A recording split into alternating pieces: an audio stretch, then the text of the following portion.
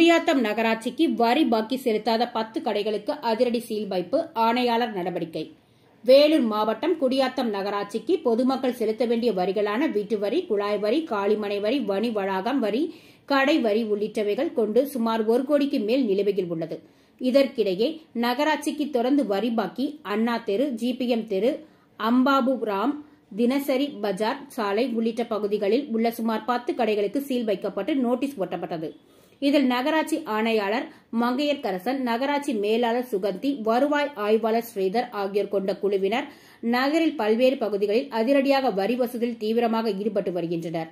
மேலும் பொதுமக்கள் நகராட்சிக்கு செலுத்த வேண்டிய நிலுவையில் வரி பாக்கியினை உடனடியாக செலுத்தி நகரின் வளர்ச்சி ஒத்துழைப்பு நல்க வேண்டும் என நகராட்சி ஆணையாளர் மங்கையர்கரசன் தெரிவித்துள்ளார்.